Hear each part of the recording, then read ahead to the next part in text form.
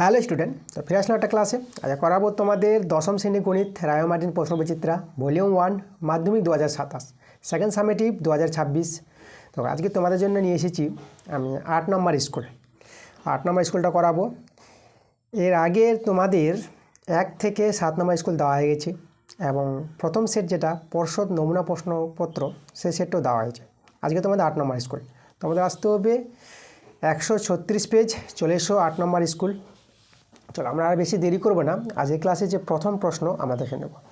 তো প্রথম প্রশ্নটা বলছে, একটি ব্যবসায় মাধব 3600 টাকা এবং রাঘব 9 মাসের জন্য 2000 টাকা খাটান। আচ্ছা, তো এখানে দেখো এই যে একটি ব্যবসায় মাধব কিন্তু 3600 টাকা এবং রাঘব 9 মাসের জন্য 2000 টাকা খাটান, এটা কিন্তু মনে রাখতে হবে। আর উভয় লাভের পরিমাণ সমান হলে লাভের পরিমাণ কিন্তু সমান বলে দিয়েছে। তাহলে মাধবের টাকা খেটেছিল কত মাসের জন্য, মাধবের যে 3600 টাকাটা কত মাসের জন্য খেটেছিল সেটা কিন্তু আমাদের জানতে চেয়েছে। তাহলে এখানে আমি যেটা তোমাদের বলবো, মাধবের যে 3600 টাকাটা আমি ধরে নেব যে এক্স মাস খেটেছিল, ঠিক আছে। তাহলে আমরা এখানে লিখব, দেখো যেহেতু উভয়ের লাভের পরিমাণটা সমান আছে না, তাহলে এখানে এই যে 3600 টাকা আমি ধরে নিয়েছি মাধবের এক্স মাস খেটেছে, তাহলে এক্স দিয়ে গুণ করতে হবে। তারপরে এখানে দেখো এই যে রাঘবের যে 2000 টাকাটা 9 মাস কেটেছে, তাহলে এখানে রাঘবের যে 2000 টাকা ছিল, 2000 টাকাটা কত মাস কেটেছে, 9 মাস, তার 9 দিয়ে গুণ করতে হবে 2000কে। এবার এদের যে এইভাবে যে মূলধনগুলো যে পাওয়া গেল 1 মাস হিসাবে, এগুলো কিন্তু সমান হয়ে যাবে, সমান করতে পারবো, কারণ উভয়ের লাভের পরিমাণ সমান। এখানে তোমাদের জানতে হবে যেটা লভ্যাংশের অনুপাত হয় একই সময়ের ক্ষেত্রে সেটা মূলধনের অনুপাত হয়ে যাবে। এটা কিন্তু খুব তোমাদের মোস্ট ইম্পর্ট্যান্ট, ঠিক আছে। একই সময়ের ক্ষেত্রে মূলধনের অনুপাতটা যা হবে একই সময়ের ক্ষেত্রে লভ্যাংশের অনুপাতটা তাই হয়, তার জন্য আমরা এটাকে সমান করতে পারবো। তা তোমরা এভাবে সমান করে নিতে পারবা। এখান থেকে সরল করে আমরা এক্সের মানটা পেয়ে যাবো। তারপর এখানে দুটো শূন্য কাটালাম, 9 4 36, 4 5 20, তাহলে এক্সের মান আমরা পেয়ে গেলাম কত, 5 পেয়ে গেলাম। তাহলে এই যে মাধবের 3600 টাকাটা কত মাস কেটেছিল, এই যে বি নাম্বার অপশান 5 মাস কেটেছিল। তোমরা পরীক্ষায় এভাবে একটু দেখিয়ে এখানে তোমরা বি নাম্বার অপশানটা দিয়ে দেবা। ওকে, তাহলে এভাবে করে এই অঙ্কগুলো কিন্তু সহজে করে নিতে পারবা। এরকম অঙ্কটা তোমাদের যে আগের স্কুলে যে 7 নম্বর স্কুলে যে করালাম, 7 নম্বর স্কুলে কিন্তু তোমাদের এই টাইপের একটা অঙ্ক ছিল যে দেখো দেখো এই যে এ ও বি এর লাভের সমান হলে যে টাইপের একটা প্রশ্ন করেছিলাম, একই টাইপের প্রশ্ন এখানে করেছে, ঠিক আছে। তো যাই হোক, তোমাদের এই নিয়মে দেখালাম সেভাবে কিন্তু করে নিতে হবে। যে মাধবের যে 3600 টাকাটা আমি ধরে নিয়েছি এক্স মাস কাটে, তাকে এক্স দিয়ে গুণ করতে হবে। আর রাঘবের যে 2000 টাকা 9 মাস কাটে, তাকে 9 দিয়ে গুণ করতে হবে, এবং দুটোই সমান হয়ে যাবে এখানে, যেহেতু উভয় লাভের পরিমাণ সমান আছে বলে। এই জন্য আমরা সমান করে সরল করে আমরা এক্সের মানটা পেয়ে গেলাম, ঠিক আছে। তাহলে এই যে এক্স আমরা ধরেছিলাম, মাধবের 3600 টাকাটা কত মাস কাটেছিল, এক্স মাস, এক্সের মান আমরা 5 পেয়ে গেলাম। তাহলে আমরা বুঝতে পারলাম যে মাধবের 3600 টাকাটা 5 মাস কাটে। এইভাবে আমাকে অ্যান্সারটা কিন্তু বের করে নিতে হবে। ওকে, পরের প্রশ্ন আমরা চলে আসবো 1-এর 2 নাম্বার প্রশ্নে। দেখো 1-এর 2 প্রশ্নটা কী বলছে লক্ষ্য করো। একটা দ্বিঘাত সমীকরণ দেওয়া আছে, এই সমীকরণের বীজ দুটি আলফা বিটা। আচ্ছা, দ্বিঘাত সমীকরণটা আছে x square minus 6x plus 3 equal to 0, ঠিক আছে। এইভাবে আমাদের একটা দ্বিঘাত 0। তো দ্বিঘাত সমীকরণে দুটি বীজ বলে দিয়েছে, একটা আলফা একটা বিটা। তাহলে আমাদের 1/α আর প্লাস 1/β এর মানটা বের করতে বলেছে। আচ্ছা, যখন দুটি বীজ দেওয়া আছে তাহলে আমার বীজের যোগফলের সূত্র যেটা -b/a, এটা কিন্তু জানতে হবে। যে কোনো দ্বিঘাত সমীকরণের বীজের যোগফলটা পাওয়া যায় -b/a। বি বলতে এক্সের সহগ, এ বলতে এস স্কোয়ারের সহগ। চলো বসাবো মানগুলো। বি হচ্ছে এক্সের সহগ। দেখো এক্সের যে সহগটা -6 আছে, মাইনাস, তাহলে মাইনাসটাকে নিয়ে বলবা। তো এক্সের জায়গায় বি এর জায়গায় এই যে এক্সের সহগ বি, তাই যে বি এর জায়গায় বসাবো -6। এখানে এক্সের সহগটা -6 আছে, তাহলে বি এর মানটা এখানে -6। আর এ হচ্ছে এস স্কোয়ারের সহগ। দেখো কিছু না, এখানে কোনো কিছু না থাকলে 1 ধরে নেবা, তাহলে এখানে এটা পেয়ে যাবো 1। তাই সরল করো, তাহলে মাইনাস মাইনাসে প্লাস, সেটা আমাদের দেখো এটা 6 দাঁড়াবে, শুধু একে তো দাম নাই। এবার আমরা বীজদের গুণফল বের করে নেব। বীজদের গুণফল যাকে আমরা বলবো আলফা বিটা, এই বীজ দুটির গুণফল। বীজদের গুণফলের সূত্র সি বাই এ হয়। সি বাই এ, সি হচ্ছে ধ্রুবক পার্টটা যেটা এখানে 3 আছে, ঠিক আছে। তো এখানে 3 বসাবো, আর এ তো 1, তো শুধু আমাদের দেখো এটা 3 হয়ে গেল। এবার যে আমাদের 1 বাই আলফা প্লাস 1 বাই বিটার মানটা বের করতে বলেছে, দেখো মানটা আমরা খুব সহজে পেয়ে যাবো। তাহলে আমরা এখন করব অতএব 1 by alpha plus 1 by beta. আচ্ছা, এদের ভগ্নাংশ যোগ বিয়োগ করার আগে আলফা বিটা লসাগু, আলফা আলফা মিলে গেল, তাহলে বিটা আর 1 গুণ করে বিটা, বিটা মিলে গেল, তা আলফা 1 গুণ করে আলফা। এবার এই ভগ্নাংশ যোগ বিয়োগ। আচ্ছা, এটাকে একটু সাজিয়ে লিখো, এটাকে আলফা প্লাস বিটা, নিচে আলফা বিটা, এর মান বসিয়ে দাও। এবার লক্ষ্য করে এখানে আলফা প্লাস বিটার মানটা কিন্তু 6 পেয়েছে, এটা 6, আর আলফা বিটার মানটা 3 পেয়েছে, বসিয়ে দিলাম। 3 দিয়ে 6 কাটাকাটি করো, 3 দিয়ে 6, তা দেখো আমরা কিন্তু 2 পেয়ে গেলাম। তাহলে আমাদের অ্যান্সারটা দেখো 1 বাই আলফা প্লাস 1 বাই বিটার মানটা কিন্তু 2 পেলাম। যদি তোমরা অপশান দেখে নাও, বি নাম্বার অ্যান্সারটা, এখানেও তোমরা বি নাম্বার অপশানটা বসিয়ে দেবা। পরে আমরা পরের পেজে চলে আসবো। 137 পেজে দেখো 1-এর 3-এর প্রশ্নটা। আচ্ছা, এখানে দেখো 1-এর 3-এর প্রশ্নটা কি বলছে। আচ্ছা, এখানে ভেদ আছে, 3টি ভেদ দেখতে পাচ্ছি। প্রথম ভেদটা আছে Y minus Z varies 1 by X. তারপরে আমাদের আর একটা ভেদ আছে Z minus X varies 1 by Y.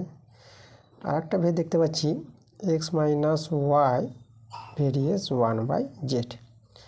আচ্ছা, আমরা কি করব, এখানে এই যে 3টি ভেদ দেওয়া আছে, এই 3টি ভেদ থেকে জানতে চেয়েছে, দেখো 3টি ভেদ ধ্রুবকের সমষ্টি কত হবে। ভেদ ধ্রুবক মানে এখানে ভেদ তুলে দিলে ভেদ ধ্রুবক আসবে, তো 3টি ভেদ আছে, তো 3টি ভেদ ধ্রুবক আসবে, তো তাদের সমষ্টি বের করতে বলেছে। তো চলো আমরা ভেদগুলো তুলে দিয়ে ভেদ ধ্রুবক দেখি কত বের হয়।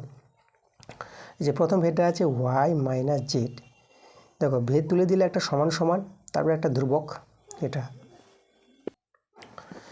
আমরা এখানে K1 ধ্রুবক নিয়ে নিই, কারণ 3টি ধ্রুবক হবে না, K1 K2 K3 নেব। আচ্ছা, আমি দেখো K1 বাই যে এক্স নিলাম, ঠিক আছে, যেহেতু 1 আছে সেখানে K1 নিয়ে নিলাম। তারপরে আমি এখানে যদি দেখাই, এই জায়গায় এখানে জেড মাইনাস এক্স সমান সমান, তো এটা K2 বাই ওয়াই হয়ে যাবে, তাই তো। আর এখানে এক্স মাইনাস ওয়াই সমান সমান, এটা K3 by Z, 1 by Z আছে, কাজে নিচেই জেডটা হবে। এখন আমরা দেখো, আমরা এখান থেকে যদি K1 এর মানটা বের করি, তাহলে দেখো এখানে K1 সমান সমান, তাই এটা এভাবে কোনাকুনি গুণ করে নাও, এটা হবে x y minus x z. একইভাবে এখানে K2-র মানটা বের করবো, তবে এভাবে গুণ করে দেখো, এটা করে নেব এই যে y z minus x y, এই যে ওয়াই এক্স বা এক্স ওয়াই একই জিনিসটা। আর এখানে K3-র মানটা যদি বের করি, তাহলে এটা হয়ে যাবে আমাদের এক্স জেড বা জেড এক্স। তাহলে এক্স জেডে লিখি আমরা, যদি এখানে এক্স জেড লিখে দিয়েছি, তাহলে আমরা এক্স জেড লিখবো, এক্স জেড মাইনাস এই যে জেড ওয়াই বলতে পারো বা ওয়াই জেড বলতে পারো, যেহেতু ওয়াই জেড আছে চলো আমরা ওয়াই জেডে লিখি, ওয়াই জেড, ঠিক আছে। তাহলে আমাদের যেটা এখানে করতে বলেছে, 3টি ভেদ ধ্রুবকের সমষ্টি জানতে চেয়েছি। তাহলে এই যে আমাদের ধ্রুবকগুলি আছে K1 K2 K3, তাহলে এদের আমরা সমষ্টি করব, যোগফল। আচ্ছা, তোমাদের আমি একটা কথা বলবো, এই যে ধ্রুবক 3টি পেয়েছি K1 K2 K3, তোমরা কিন্তু পাশে বলে দিবা, এদের পরিচয় দিয়ে দিবা যে K1 K2 K3 হলো অশূন্য ভেদ ধ্রুবক, ঠিক আছে, এটা কিন্তু পাশে লিখে দিবা। আচ্ছা, তাহলে এই যে ধ্রুবকগুলির সমষ্টি যদি বের করি, তাহলে K1 আমি লিখেছি, তা K1 এর মানটা বসাও। K1 এর মানটা আছে x y minus x z plus plus দেখো K2-র মানটা এখানে বসাবো y z minus x y plus এবার K3-র মানটা বসাও x z minus y z, ঠিক আছে। আচ্ছা, এখন আমরা দেখো এদিকে সরল করতে পারবো। তোমরা যদি লক্ষ্য করে দেখো, এখানে প্লাস এক্স ওয়াই আছে না, এখানে মাইনাস এক্স ওয়াই, তো এটার সঙ্গে এটা কেটে যাবে। এখানে দেখো মাইনাস এক্স জেড আছে, আর এখানে দেখো প্লাস এক্স জেড, এটার সঙ্গে এটা কাটবে, plus y z minus y z, এটার সঙ্গে এটা কেটে গেল। সবাই কেটে গেল, তাহলে এখানে কিন্তু আমরা শূন্য নিতে পারবো। এভাবে কেটে গেলে শূন্য হয়। তো দেখো ভেদ ধ্রুবক তিনটির সমষ্টি কত পেয়ে গেলাম? শূন্য পেয়ে গেলাম। তো শূন্য দেখো ভেদ ধ্রুবক তিনটির সমষ্টি শূন্য, এই নাম্বার অপশানটা। তো এই নাম্বার অপশান মিলেছে, তাহলে এইভাবে আমরা এই নাম্বার অপশান দিয়ে দিতে পারবো। তো পরীক্ষা এভাবে করে নিয়ে তোমাদের কিন্তু একদম নাম্বার পেয়ে যাবো। ঠিক আছে, আর কোনো কিছু করার প্রয়োজন নাই। এরপরে 4 নম্বর প্রশ্নটা দেখো। দেখো 4-এর প্রশ্নটা যে তোমাদের যে দেখায় যে 7 নম্বর স্কুলের যদি লক্ষ্য করো, এখানেও 4 নম্বর প্রশ্নটা একই টাইপের প্রশ্ন আছে, যেভাবে সেখানে আছে এখানে। এই দেখো, তো এই প্রশ্নটাই এখানে তুলে দিয়েছে, শুধু কোনটা আলাদা করেছে। এখানে 120, এখানে 120 ডিগ্রি আছে, আর এখানে দেখো এখানে নিয়েছে 110 ডিগ্রি নিয়েছে। তাহলে একই অঙ্ক আছে, অসুবিধা নাই। 7 নম্বর স্কুলে এইরকম প্রশ্নটা করা হয়ে গেছে। আচ্ছা, আমরা চলে আসবো 5 নাম্বার। আচ্ছা, 5 নাম্বার যে প্রশ্নটা দেখো, এখানে দুটি ত্রিভুজ দেওয়া আছে, আর এখানে দুটি ত্রিভুজ থেকে এ কোণ আর ই কোণ সমান, আর A B is two ED সমান সমান এসি ইজ টু এফ, এবং এফ কোণটা 65 ডিগ্রি হলে বি কোণের মানটা জানতে চেয়েছে। দেখো এখানে আমরা দেখো প্রথম যে এবিসি ত্রিভুজটা, এই এবিসি ত্রিভুজটাকে যদি আমি এখানে আমি তৈরি করি, দেখো এটা আমি এ বি আর এখানে আমি সি নাম দিয়ে দিলাম, এবিসি। পরের একটা ত্রিভুজ আছে ডিএফ, তাহলে এখানে আমি দেখাবো ত্রিভুজ। আচ্ছা, এখানে নামটা আমি এখন দিচ্ছি না, নামটাই আমাদের দিতে হবে একটু বুদ্ধি করে, তখনই আমরা অ্যান্সারটা বের করতে পারবো, বি কোণের মানটা যে বের করতে বলেছে। দেখো এখানে আমি যেটা বলবো যে এই যে A B is two ED আছে না, আমার যেটা দেওয়া আছে A B is two ED সমান সমান এসি ইজ টু ইএফ, এটা দেওয়া আছে। আচ্ছা, এই যে অনুপাতকে আমরা বাই করে নেব, এ বি বা ইডি সমান সমান এসি বা ইএফ। ঠিক আছে, অনুপাতকে বাই করে নিতে পারবা। এখন এই যে অনুরূপ বাহু, মানে এই যে দুটি ত্রিভুজ, এখানে সদৃশ্য হবে দুটি ত্রিভুজ, তোমাদের আগেই বলে দিলাম। তো সদৃশ্য ত্রিভুজে অনুরূপ বাহুগুলি সমানুপাতিতে থাকে। তাহলে এখানে এ বি বা ইডি আর এসি বা ইএফ, তা দেখো এ বির সঙ্গে ইডি কিন্তু অনুরূপ বাহু হবে, মানে এ বির সঙ্গে ইডি। তাহলে এটা যদি এ বি হয়, তাহলে এর অনুরূপ বাহু এই ত্রিভুজের ক্ষেত্রে এই বাহুটা হবে। তাহলে এই বাহুর নাম কিন্তু ইডি হবে, আমরা এখান থেকে বুঝবো, কারণ এ বি বা ইডি আছে সমান সমান এসি বা ইএফ আছে। তাহলে এ বি বা ইডি আছে বলে এ বি বাহুর যে অনুরূপ বাহু এটা, তো এর নামটা তোমরা ইডি দিতে পারবা। এই আমি ইডি দিয়ে দিলাম। তাহলে এখানে ইডি হলে এই নামটা কি হবে? ত্রিভুজটা আছে ডিইএফ, তাহলে আমাদের এফ বিন্দু এখানে হবে। তাই ডিইএফ এই ত্রিভুজের নামটা এভাবে তোমাদের এই যে প্রশ্নানুসারে বেশ বুঝে শুনে তোমাদের কিন্তু নামটা দিতে হবে।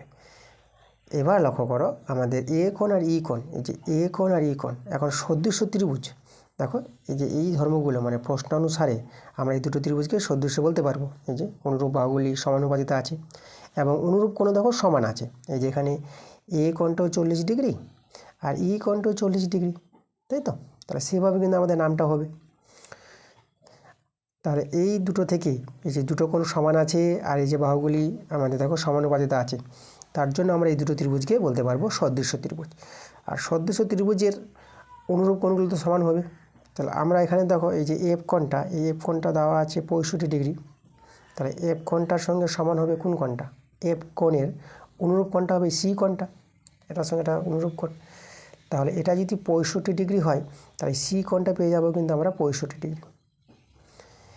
এবার আমাদের কিন্তু বি কোণটা চেয়েছে, এবিসি ত্রিভুজের বি কোণটা, মানে এই কোণটা বের করতে হবে।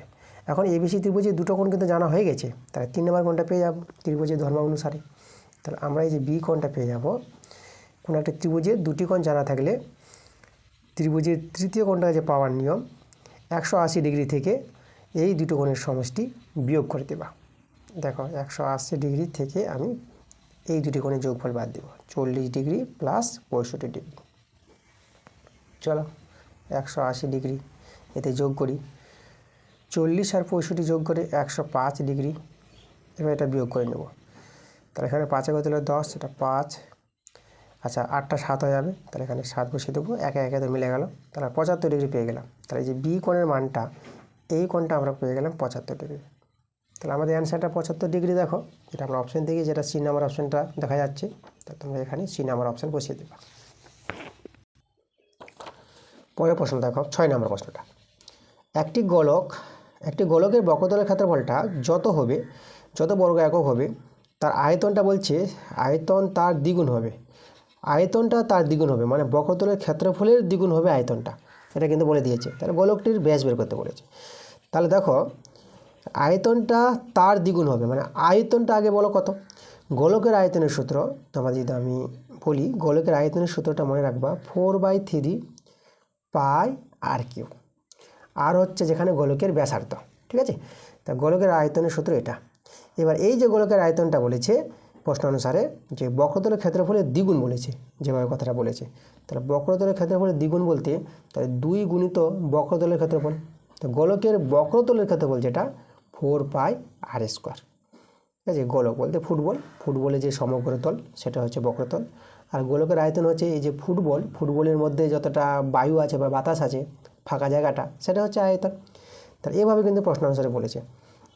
এই দেখো একটি গোলকের বক্রতলের ক্ষেত্রফল যত বর্গ একক আয়তন তার দ্বিগুণ মানে আয়তনটা তার দ্বিগুণ মানে বক্রতলের ক্ষেত্রফলের দ্বিগুণ আছে আয়তনটা। তাহলে এইভাবে আমাদের প্রশ্ন অনুসারে আমরা লিখতে পারবো। আর এখান থেকে দেখো গোলকটির ব্যাস বের করব। আগে তো আমরা ব্যাসার্ধ পাবো, 8টা হচ্ছে গোলকের ব্যাসার্ধ, তো ব্যাসার্ধ পেয়ে গেলে ব্যাস পেয়ে যাবো। চলো দেখো এখানে আমাদের দেখো যে 4 কেটে দাও, সমান সমান একই জিনিস কেটে যায়, পাই কেটে দাও। এবার দেখো এখানে r³ আছে, এখানে r² আছে, মানে এখানে 3টা আর এখানে 2টা আর, তাহলে এখানে 2টা আর এখানে 3টা আর, তাহলে একটা আর রইবে। তাহলে আমাদের রইল উপরে r/3 আর এখানে আমাদের 2 বাঁচলো। তাহলে r এর মানটা আমি দেখতে পাচ্ছি 3 2 6, এটা কোনাকুনি গুণ হয়ে যাবে। তাহলে ব্যাসার্ধ 6 পেলাম। তাহলে ব্যাসার্ধ যদি 6 পাই তাহলে আমরা ব্যাস কত পাবো। দেখো আমাদের যেটা জানতে হবে ব্যাসার্ধের দ্বিগুণ হয় ব্যাস, তাহলে ব্যাসার্ধকে 2 দিয়ে গুণ করলে আমরা ব্যাস পেয়ে যাব। তাহলে এটা হয়ে যাবে 6 দিয়ে 12 একক। এখানে যদি একক আছে বর্গ একক তাহলে এখানে একক লিখে দেবো। তো দেখো গোলকটির ব্যাস 12 একক, যেটা আমাদের ডি নাম্বার অপশানটা। তাহলে ডি নাম্বার মিলছে, তাহলে আমি এখানে ডি নাম্বার অপশানটা বসিয়ে দিচ্ছি। পরের প্রশ্ন আমরা চলে আসবো 1-7 নাম্বার প্রশ্নটা। দেখো এখানে বলছে একটি লম্ববৃত্তাকার শঙ্কুর তির্যক উচ্চতার √5 গুণ। তো শঙ্কুটির উচ্চতা ও ব্যাসার্ধ অনুপাত বের করতে বলেছে। আচ্ছা লম্ববৃত্তাকার শঙ্কু, আমি একটি শঙ্কুর চিত্র তৈরি করে দেখাই তোমাদের। এটা শঙ্কুর ভূমিটা দেখাচ্ছে যেটা বৃত্তাকার হয়। এইভাবে করে এখানে এটা টাচ করে যাবে, হ্যাঁ এই জায়গাটা। যাই হোক, তো আমি এখানে শঙ্কুর লম্ব উচ্চতা দেখালাম, আচ্ছা ও নাম দিলাম। আর এখানে আমাদের এটা ওই হচ্ছে শঙ্কুর ভূমির ব্যাসার্ধ, যেটা আমি আর ধরে নেব। শঙ্কুর লম্ব উচ্চতা যেখানে নাম দিতে আমি বি, তাই ওবিটা লম্ব উচ্চতা হবে, এটাকে আমি এইচ নাম দিলাম। আর এখানে এইবিটা হবে শঙ্কুর তির্যক উচ্চতা, এটা আমাদের এল হবে। তির্যক উচ্চতা এল ধরা হয়, ভূমির ব্যাসার্ধ আর শঙ্কুর যে উচ্চতা যেটা লম্ব উচ্চতা সেটাকে আমরা এইচ ধরব। আর এখানে এই যে এওবি ত্রিভুজটা এটা সমকোণী ত্রিভুজ দাঁড়াবে, ঠিক আছে। আর সমকোণী ত্রিভুজের ধর্ম আমরা জানি যে এটা অতিভুজ স্কোয়ার সমান ভূমি স্কোয়ার প্লাস এই যে লম্ব এইচ আছে এইচ স্কোয়ার, এটা হয়। তাহলে আমাদের এখানে দেখো এই যে শঙ্কুর ভূমির ব্যাসার্ধ তির্যক উচ্চতা আর উচ্চতা নিয়ে এই সম্পর্কটা দাঁড়াবে, এটা আমাদের কাজে লাগবে এখানে। তাহলে এবার আমরা চলে আসবো, দেখো এই যে শঙ্কুর তির্যক উচ্চতা কী বলেছে, দেখো উচ্চতার √5 গুণ বলেছে। লক্ষ্য করো, মানে এই যে তির্যক উচ্চতা মানে এই যে এলটা, এই যে বলেছে এখানে এলটা বলেছে সমান উচ্চতার √5 গুণ। উচ্চতা তো এইচ, তাহলে এখানে এইচের কত গুণ বলেছে, √5 গুণ। √5 গুণ। তো এটি কিন্তু আমাদের প্রশ্ন অনুসারে বলেছে, প্রশ্নে যেভাবে বলেছে সেভাবে কিন্তু দেখালাম। এই যে তির্যক উচ্চতা, শঙ্কুর তির্যক উচ্চতা যেটা এল সেটা উচ্চতার √5 গুণ, এই যে উচ্চতার √5 গুণ। আচ্ছা, তাহলে এখান থেকে দেখো সরল করে আমরা শঙ্কুর উচ্চতার ব্যাসার্ধ অনুপাতটা বের করব। উচ্চতা ব্যাসার্ধ মানে এই যে এইচ আর আর এদের অনুপাত চেয়েছে, ঠিক আছে, মানে H:r এর মানটা কত সেটা চেয়েছে আমাদের, উচ্চতা এবং ব্যাসার্ধ। তাহলে এল কিন্তু আমাদের প্রয়োজন নাই, আমাদের দরকার এইচ আর আর। তাহলে আমরা এখানে দেখো এল এর মান এই যে L² মান জানা আছে, তাহলে আমরা এখানে বসাতে পারবো। তো L² জানা আছে, তো আমাদের এখানে দেখো L² নিয়ে আসতে হবে। তো উভয় দিকে বর্গ করে নিই, L² চলে আসবে। তাহলে এখানে বর্গ করলে L² হবে, আর এখানে H² আর √5 বর্গ করলে এটা 5 হয়ে যায়, বর্গের জন্য রুটটা উঠে যায় 5। এবার L² চলে এসেছে। এল স্কোয়ার মানটা এই যে এখান থেকে বসিয়ে দাও। এল স্কোয়ার মান আমাদের জানা আছে, এটা আর স্কোয়ার প্লাস এইচ স্কোয়ার। আবার এখানে আমাদের এইচ স্কোয়ার আছে। আচ্ছা, এটা তো আমরা 5 এইচ স্কোয়ার বলতে পারবো। চলো এখানে আমি লিখে দিচ্ছি এটা 5 এইচ স্কোয়ার। আচ্ছা, আগে আমি লিখলাম 5 এইচ স্কোয়ার, এদিকে আর স্কোয়ার প্লাস এইচ স্কোয়ার ঘুরিয়ে নিলাম, ঠিক আছে। 5 এইচ স্কোয়ার আর এইচ স্কোয়ারটাকে এদিকে বাঁদিকে নিয়ে এসো, মানে এইচগুলো বাঁদিকে করবো আরগুলো ডান দিকে। তো এটাকে বাঁদিকে চলে আসলো, এখানে মাইনাস এইচ স্কোয়ার আর এখানে আর স্কোয়ার রয়ে গেল। আচ্ছা, এখানে তো দেখো 5টা থেকে একটা বিয়োগ হবে, এটা 4টা এইচ স্কোয়ার পেয়ে যাবা, এখানে আর স্কোয়ার। এবার এখানে বুঝো, এখানে আমরা দেখো h square by r square করলাম, মানে এইচ স্কোয়ার নিচে আর স্কোয়ারটা নামালাম। তাহলে এখানে আর স্কোয়ার চলে আসলো, এখানে কিছু নাই, তো এখানে 1 তো ছিল আমাদের, 1 বাই আর এই যে এইচ স্কোয়ার কাছে 4টা ছিল, 4টাকে এর নিচে নামিয়ে দেবা। এটা থেকে এটা করা যায়। দেখো তোমরা যদি কণাকণি গুণ করো বর্জ্যগুণন, আবার কিন্তু এটাই ফিরে পাবা। দেখো 4 এইচ স্কোয়ার সমান সমান এই যে আর স্কোয়ার 1 গুণ করে আর স্কোয়ার, তাই না? তাহলে এটা থেকে যেহেতু বর্জ্যগুণ করে এটা হয়, তাহলে এটা থেকে আমরা এটা অবশ্যই লিখতে পারবো। আচ্ছা, তাহলে আমরা দেখো এখানে যেটা করব, এই যে এইচ আর আর লিখে বাইরে হোল স্কোয়ার করে দিলাম। আর এখানে যদি আমরা বর্গমূল করতে চাই, 1-এর বর্গমূল 1, 4-এর বর্গমূল 2, এটা করে আমরা হোল স্কোয়ার করে দিলাম। এটাকে ভাঙালে এটাই ফিরে পাওয়া যাবে। এখানে পাওয়ার যখন সমান, তাহলে আমরা এই যে মূল সংখ্যা এইচ বাই আর সমান সমান 1/2 লিখতে পারবো। তাহলে এইচ বাই আর সমান সমান 1/2। তাহলে অতএব এইচ ইজ টু আর সমান সমান 1:2, মানে বাইকে অনুপাত করা যাবে। যেভাবে অনুপাতকে বাই করা যায়, তাহলে যে বাইকে অনুপাত করে নেবা। দেখো উচ্চতা এবং ব্যাসার্ধ অনুপাতটা পেয়ে গেলাম না, 1:2 পেয়ে গেলাম। 1:2 যদি আমরা অপশান দেখি, সেটা আমাদের দেখো সি নাম্বার অপশানটা মিলছে। তাহলে সি নাম্বার অপশান পেয়েছি, আমি এখানে সি নাম্বারটা অপশানটা বসিয়ে দেবো। এরপরে আমরা 2-এর দাগের প্রশ্নগুলোতে আসবো। আচ্ছা, 2-এর দাগের প্রশ্নগুলো কিন্তু 2 মার্কের আছে, এক একটা প্রশ্নের জন্য তোমরা 2 নম্বর করে পেয়ে যাবা। চলো 2-এর 1-এর প্রশ্নটা লক্ষ্য করে, এখানে আমাদের যেটা বলেছে ওয়াই এক্সের বর্গমূলের সঙ্গে সরল বেঁধে আছে, ঠিক আছে। আর ওয়াইয়ের মান দেওয়া আছে, এক্সের মান দেওয়া আছে। এক্সের মান নির্ণয় করতে বলেছে যখন ওয়াইটা 6 হবে। আচ্ছা, প্রথমে যেটা বলেছে ওয়াই এক্সের বর্গমূলের সঙ্গে সরল বেঁধে, মানে এখানে দেখো প্রশ্ন অনুসারে যেটা বলতে পারবো, ওয়াই ভেরিয়েস সরল ভেদ, যেটা দেখো ওয়াই ভেরিয়েস এক্সের বর্গমূল, মানে এক্সের বর্গমূলের সঙ্গে সরল ভেদে আছে। ওয়াইটা এক্সের বর্গমূলের সঙ্গে সরল ভেদে আছে, এভাবে লিখতে পারবো, ঠিক আছে, প্রশ্ন অনুসারে। আচ্ছা, আমরা এখানে ভেদ তুলে দেব। ওয়াই সমান সমান একটা ধ্রুবক চলে আসবে কে √x, পাশে উল্লেখ করে দেবা কে হলো অশূন্য ভেদ ধ্রুবক। এবার আমরা দেখো একে 1 নং নাম দিয়ে দিলাম। আমাদের এখানে মান দেওয়া আছে, ওয়াইয়ের মানটা 9 আর এক্সের মানটা 9 দেওয়া আছে, মানে ওয়াইয়ের মানটা 9 দেওয়া আছে, কে ইন্টু এক্সের মানটাও 9 দেওয়া আছে। তাহলে এখান থেকে দেখো মানগুলো বসিয়ে কে এর মানটা পেয়ে যাবো। আচ্ছা, এখানে 9 কে ইন্টু, আচ্ছা 9-এর বর্গমূল 3 হবে, 3 3 9, কাটাকাটি করো, তাহলে আমরা এখান থেকে কে এর মানটা 3 পেয়ে গেলাম। আচ্ছা, কে এর মানটা দেখো 1 নং যে বসিয়ে দিই, তো আমরা লিখতে পারবো 1 থেকে 1 নং সমীকরণ থেকে দেখো, তাহলে আমাদের ওয়াই সমান সমান কে তো লিখবো না, কে এর মানটা 3, তাহলে এখানে হবে 3√x, এভাবে সমীকরণটা দাঁড়াবে। কে এর জায়গায় কে এর মানটা আমরা 3 বসিয়ে দিলাম। আচ্ছা, আবার দেখো এখানে বলেছি আবার যখন ওয়াইটা 6 হবে, তাহলে লিখব আবার যখন ওয়াই সমান সমান 6, তখন আমাদের এক্সের মানটা কত। তাহলে আমরা এখানে বসিয়ে দেবো ওয়াইয়ের জায়গায় 6 বসিয়ে দেবো, এক্সের মানটা পেয়ে যাব। তাহলে ওয়াইয়ের জায়গায় 6 বসালাম, 3√x। যেখানে 3 2 6, এটা কাটাকাটি করতে পারবা। তাহলে আমি যদি দেখি এই যে √x আগে লিখলাম, আগে দিকে 2টা আমি এদিকে লিখে দিলাম। এবার এক্সের মানটা পাওয়ার জন্য আমাদের কী করতে হবে, রুটটাকে উঠাতে হবে। আর উভয় পক্ষে যদি বর্গ করে নাও, তাহলে রুট উঠে যাবে, কারণ স্কোয়ারের জন্য বর্গের জন্য রুটটা উঠে যায়। তা দেখো আমি অতএব এই যে √x আছে তার বর্গ, আর এই যে 2 আছে 2-এর বর্গ, তাহলে এখানে রুটের বর্গ মানে রুটটা উঠে যাবে, তাহলে এক্স থেকে যাবে, আর 2-এর বর্গ 2 2 4 হয়ে যাবে। তাহলে এক্সের মানটা কিন্তু আমরা 4 পেয়ে গেলাম। এটাই আমাদের অ্যান্সার, এক্সের মান বের করতে বলেছিল। পরের প্রশ্নতে চলে আসবো আমরা 2-এর 2 নম্বর প্রশ্নে।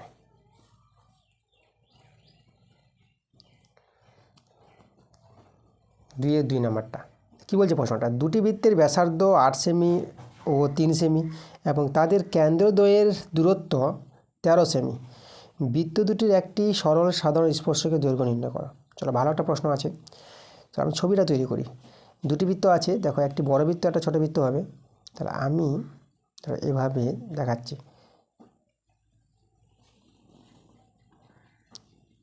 দেখো এটা একটা বড় বৃত্ত দেখালাম, আর এখানে আমি একটা ছোট বৃত্ত দেখাচ্ছি, ছোট বৃত্ত দেখালাম।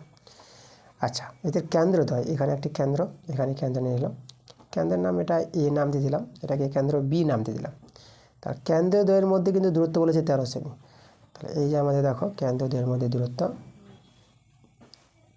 13 সেমি, ঠিক আছে, এ বিটা।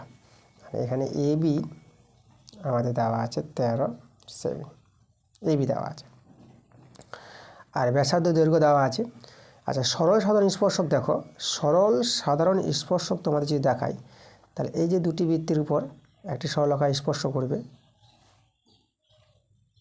এই যে এখানে আমি একটা সি নাম দিলাম, এখানে আমি ডি নাম দিলাম। তাহলে এই যে সিডি হচ্ছে সরল সাধারণ স্পর্শক, যার দৈর্ঘ্য বের করতে বলেছে। আমাদের সিডি দৈর্ঘ্যটা বের করতে হবে। আচ্ছা দেখো, সিডি দৈর্ঘ্য আমরা বের করে দেখাবো, খুব সহজেই দেখাবো, খুব ভালো প্রশ্ন আছে। আমরা এখানে এসি যুক্ত করে দিই, আমি এসি যোগ করলাম। এখানে আমি বিডি যুক্ত করে দেবো, বিডি যুক্ত করে দিলাম।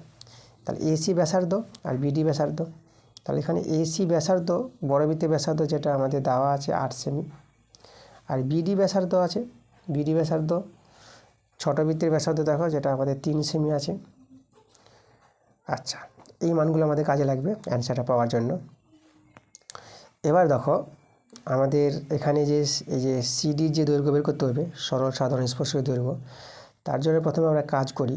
আমরা এই যে ডি বিন্দু দিয়ে এই যে এ বি এর সমান্তর সরলরেখা একটা অঙ্কন করছি, লক্ষ্য করো, তোমাদের এখানে দেখাবো ডি বিন্দু দিয়ে।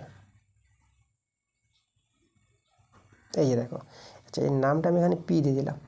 তাহলে এখানে যেটা আমরা অঙ্কনটা করেছি যে ডিপি, ডিপি সমান্তরাল, ডিপি সমান্তরাল, এই যে ডিপি যদি বলি তা বিএ বলি, ঠিক আছে, ভালো বোঝাবে।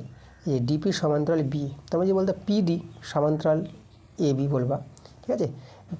এখন ডিপি সমান্তরাল এ বি যদি বলে দাও তো কোনো অসুবিধা হবে না, যাই হোক, মানে একদিকে করে বললে আমাদের শুনতে ভালো লাগছে, ডিপি সমান্তরাল বিএ বা পিডি সমান্তরাল এ বি, যাই হোক।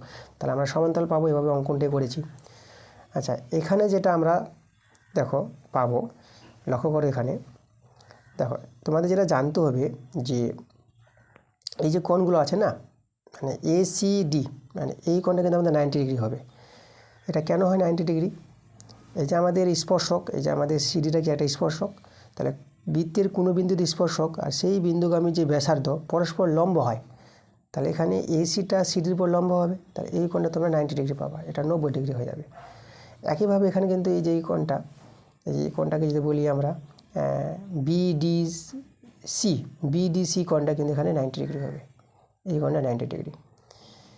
আচ্ছা, তো এবার লক্ষ্য করো এখানে আমরা যদি এই কোণটা 90 ডিগ্রি পাই, এবার সমান্তর সরলরেখা আছে দেখো, এটা তো লম্ব, এই সমান্তর সরলরেখা এগুলো লম্ব, তাহলে এখানে এই কোণটা আমরা কি পাবো, এই কোণটা 90 ডিগ্রি পেয়ে যাবো, ঠিক আছে। আচ্ছা, তাহলে এখানে দেখো এ বি ডিপিটা আমাদের কিন্তু এখানে একটি আয়তক্ষেত্র সৃষ্টি হয়েছে, লক্ষ্য করো। কারণ এখানে এই যে কোণটা দেখো, এই যে মানে আমাদের এবির সঙ্গে কি, এবির সঙ্গে পিডির সমান্তরাল, এবং এবং কী হবে, যারা সমান্তরাল, আর এই যে এখানে এদিকে বিডিটা সমান সমান আমাদের কী হবে, এপি হবে। তাহলে এটা কিন্তু আমাদের আয়তক্ষেত্র দাঁড়াবে, প্রত্যেকটা কোণ 90 ডিগ্রি করে পাবো আমরা। তাহলে এই কোণটা 90 ডিগ্রি হয়ে যাবে, এই কোণটা 90 ডিগ্রি হয়ে যাবে। ওকে, এটা তোমাদের জানতে হবে যে এ বি ডিপিটা আমাদের এখানে আয়তক্ষেত্র দাঁড়াবে। তাহলে এটা যদি আয়তক্ষেত্র হয়, তাহলে আমরা এ বির সঙ্গে সমান সমান করতে পারবো পিডি, তাহলে আমাদের এখানে এ বি সমান সমান হয়ে যাবে পিডি। আচ্ছা, এ বি দৈর্ঘ্যটা আমাদের জানা আছে যেটা 13 সেমি, তাহলে পিডি দৈর্ঘ্য আমরা কোথায় পেয়ে যাবো, 13 সেমি পেয়ে যাবো। আচ্ছা, আমরা দেখো এই পিসি দৈর্ঘ্যটা বের করবো, পিসি, ঠিক আছে, পিসি বা সিপি। আচ্ছা, আমরা সিপি বলি, পিসি না বলে সিপি বলি, পিসি চলে আসছে। পিসি মাসি। তো যাই হোক, তাহলে এখানে সিপি, তাহলে সিপি দৈর্ঘ্যটা কী করে পাবো লক্ষ্য করো। এখানে তোমাদের যদি বলি আর একটা জিনিস দেখাই, যে আমাদের এখানে কি জানা আছে দেখো, এই যে বিডি, এই যে বিডি 3 সেমি জানা আছে না, তাহলে বিডি আর এপি সমান হবে, যেহেতু একটা আয়তক্ষেত্র এটা তৈরি হয়েছে, এ বি ডিপি একটি আয়তক্ষেত্র, তাহলে বিডির সঙ্গে এপি সমান হবে, আয়তক্ষেত্রের বিপরীত বাহুগুলো সমান হয়। তাহলে এখানে বিডি সমান আমরা এপি বলতে পারবো, যার দৈর্ঘ্যটা যে 3 সেমি, বিডি 3 সেমি, তাহলে এপি 3 সেমি। তাহলে এপি কিন্তু আমরা পেয়ে গেলাম দেখো 3 সেমি এপিটা। তাহলে আমরা সিপি বের করতে চাইছি, এসি আমাদের জানাই আছে, এসি 8 সেমি। তাহলে এসি থেকে যদি আমি এপিটা বিয়োগ করে দিই তাহলে তো সিপি পাবো, তাহলে এসি বিয়োগ হবে আমাদের এপি, তাই তো চিত্র থেকে এই যে এসি থেকে এপিটা বাদ দিলে আমাদের সিপি। এসির মানটা বর্গবৃত্তের ব্যাসার্ধ যেটা 8 সেমি আছে মাইনাস, আর এপি যেটা এপি এই যে আমাদের বিডি আর এপি সমান 3 সেমি। তাহলে এখানে 8 থেকে 3 বাদ দিলে আমরা কত পেয়ে যাবো, 5 সেমি পেয়ে যাবো। ওকে, আচ্ছা, তাহলে এবার লক্ষ্য করো এখানে সিপি কিন্তু আমরা পেয়ে গেছি 5 সেমি, তাহলে যে সিপিটা পেয়ে গেলাম 5 সেমি।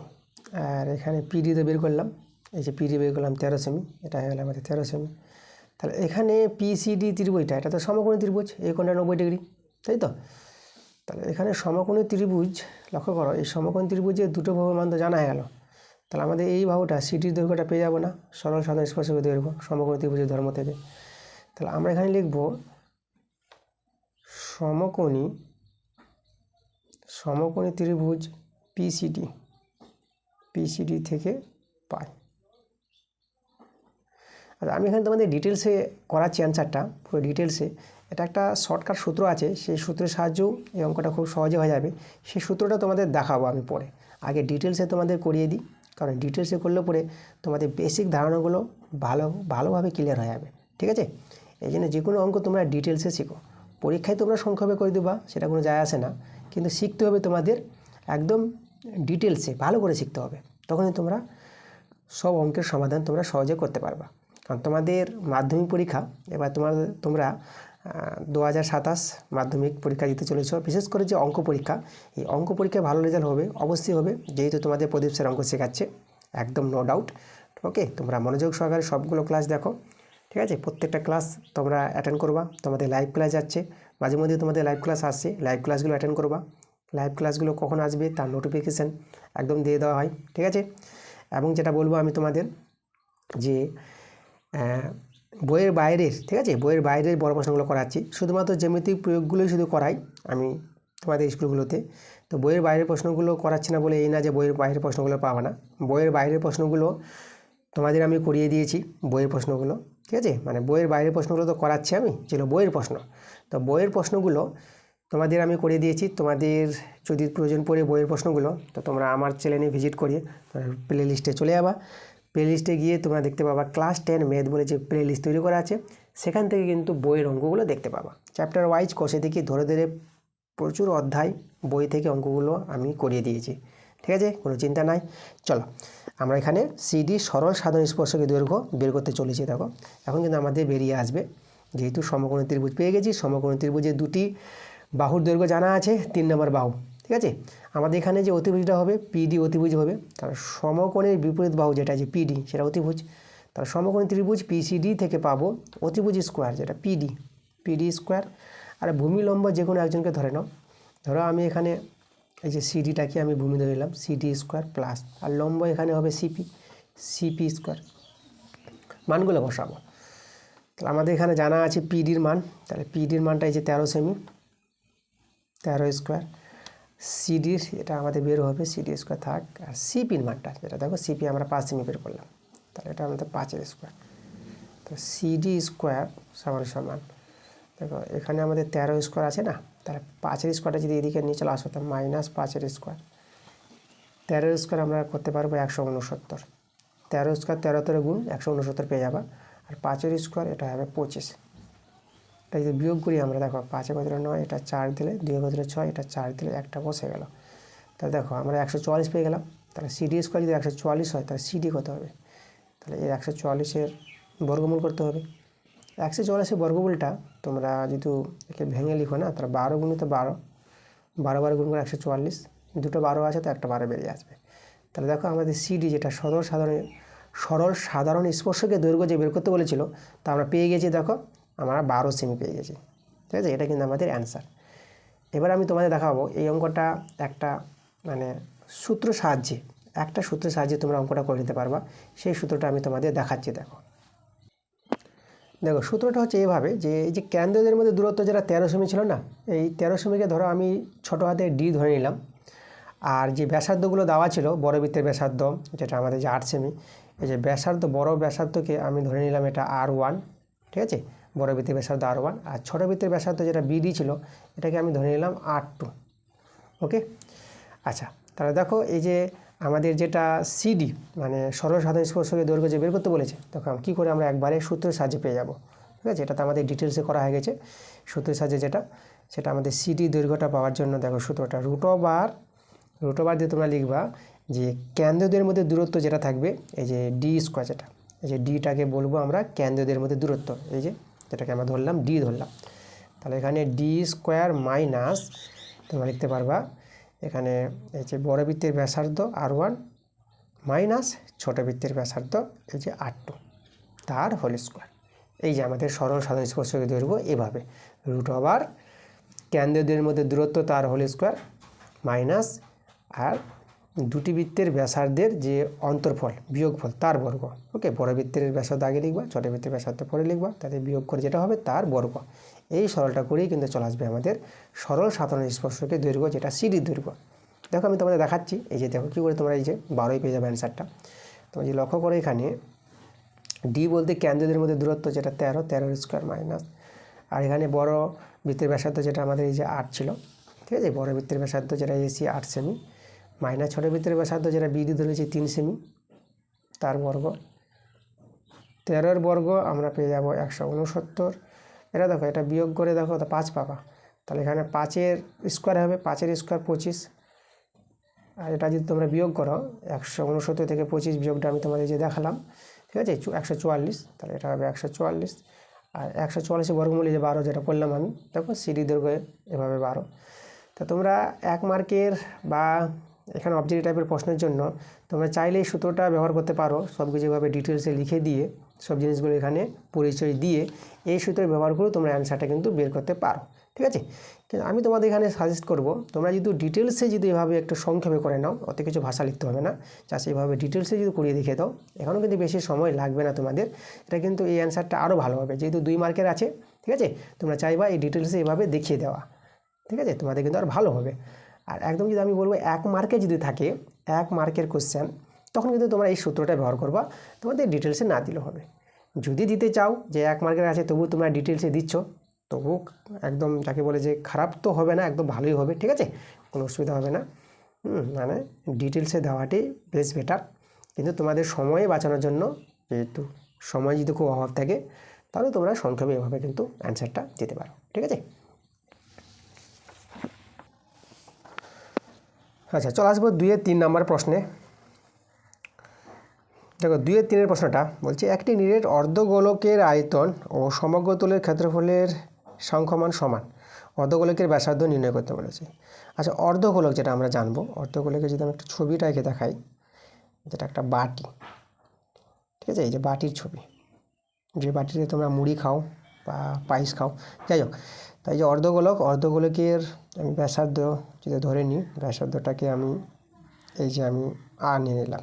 তো অর্ধগোলকের ব্যাসার্ধ যদি আর হয়, তো অর্ধগোলকের আয়তনের সূত্র জানতে হবে, আর অর্ধগোলকের সমগ্র তলের ক্ষেত্রফলটা জানতে হবে। আচ্ছা, তো আয়তনটা দেখো, অর্ধগোলক বলতে যে বাটির মধ্যে যতটা জায়গা আছে, যতটা পাইস ধরবে বাটির মধ্যে, সেই আয়তন আমরা কত পাবো লক্ষ্য করো। আচ্ছা, সম্পূর্ণ গোলকের যদি আয়তন জানো না, যেটা ফুটবলের ভিতরে যে জায়গাটা, তার আয়তনটা কি জানো? সম্পূর্ণ গোলকের আয়তন 4/3 পাই আর কিউ, যদি ব্যাসার্ধ এখানে আর হয়, ঠিক আছে? ব্যাসার্ধ আর ধরে সেই সম্পূর্ণ গোলক তার আয়তনটা হবে 4/3 পাই আর কিউ।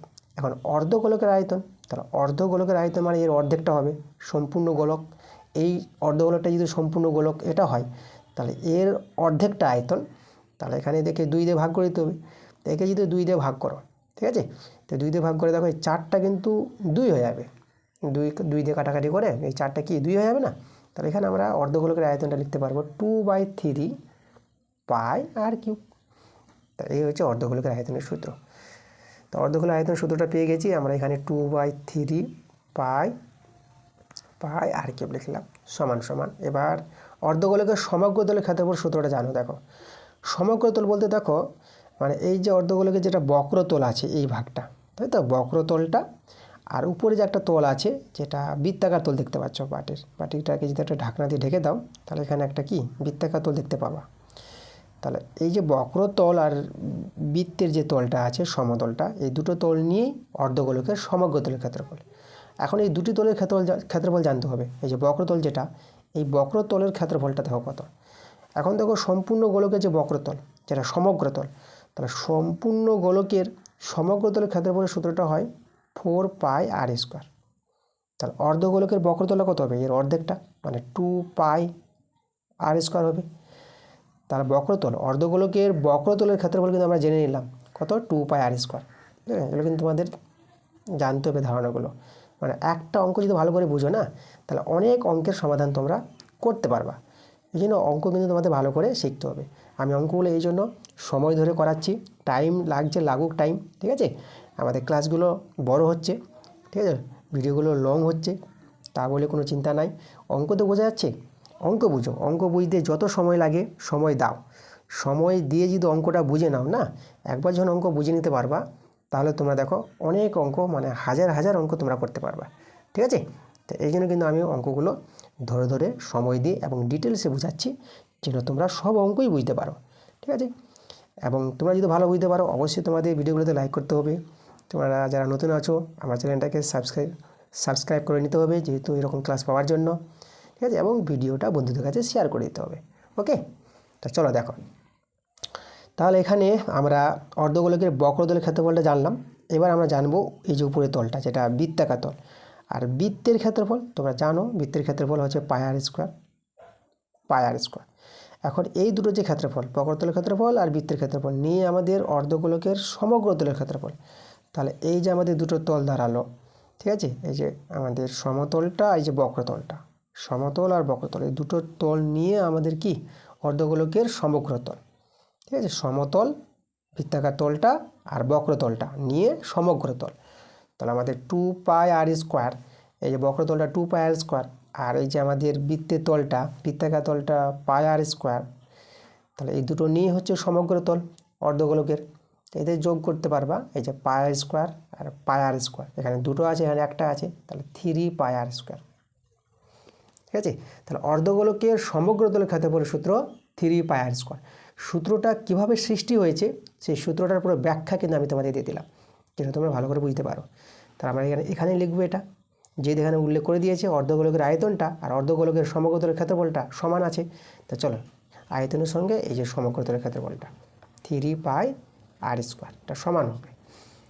তাহলে এখান থেকে সরল করে দেখো সেই অর্ধগোলকের ব্যাসার্ধ আমরা বের করব, মানে এখান থেকে আর এর মানটা বের করতে হবে।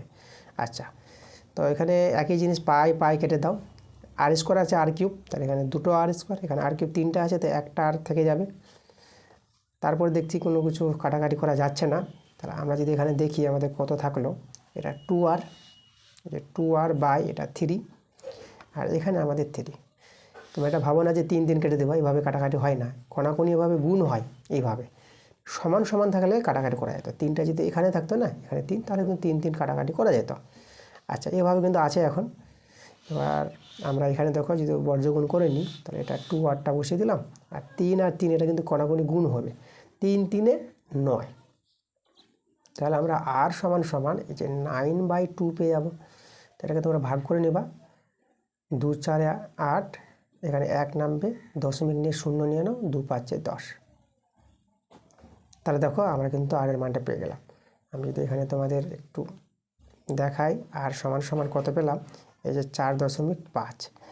এখানে তোমরা এককে বসাবা, ঠিক আছে, 4.5 একক। এই হচ্ছে আমাদের অর্ধগোলকের ব্যাসার্ধর দৈর্ঘ্যটা 4.5 একক। এটাই আমাদের অ্যান্সার। ওকে, এভাবে কিন্তু অঙ্কগুলো করতে হবে। আচ্ছা, পরের প্রশ্নতে চলে আসবো 2-এর 4 নম্বর প্রশ্ন। আমরা করাবো 2-এর 4-এরটা। দেখো প্রশ্নটা কী বলছে, স্কুলের বিজ্ঞানের ল্যাবরেটরির শঙ্কু আকৃতির ফ্লাস্কের উচ্চতা, একটা ফ্লাস্ক আছে শঙ্কু আকৃতির, তার উচ্চতা 4 ডেসিমি এবং তির্যক উচ্চতা 5 ডেসিমি। তাহলে ওই ফ্লাস্কের কী পরিমাণ জল ধরবে সেটা বের করতে বলেছে। আচ্ছা, তাহলে দেখো কী পরিমাণ জল ধরবে বলতে মানে ফ্লাস্কের আয়তন বের করতে হবে, শঙ্কুর আয়তন। শঙ্কুর আয়তন, এখানে শঙ্কুর আয়তনের সূত্র 1/3 পাই আর স্কোয়ার এইচ, যেখানে 8টা শঙ্কুর ভূমি ব্যাসার্ধ আর এইচটা শঙ্কুর লম্ব উচ্চতা। চলো ছবি এঁকে দেখাই আমি তোমাদের একটু। শঙ্কুর চিত্র,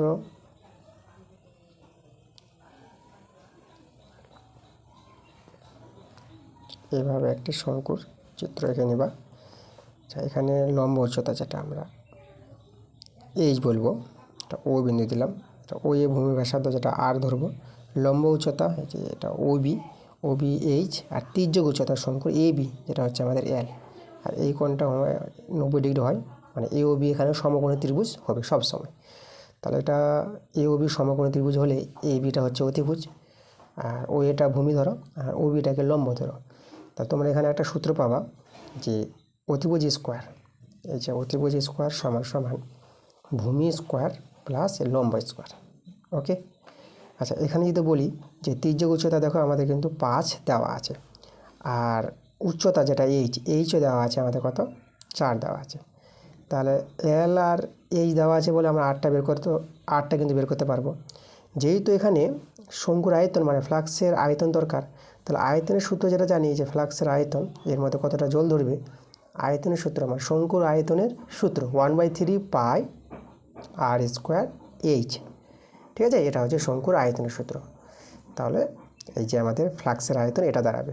তা আমাদের কিন্তু এখানে দেখো আর এর মান জানতে হবে, এইচের মান তো জানাই আছে, 8টা কিন্তু এখানে দেওয়া নাই। 8টা কিন্তু দেখো এখান থেকে বের হবে, যেটা তোমাদের দেখালাম।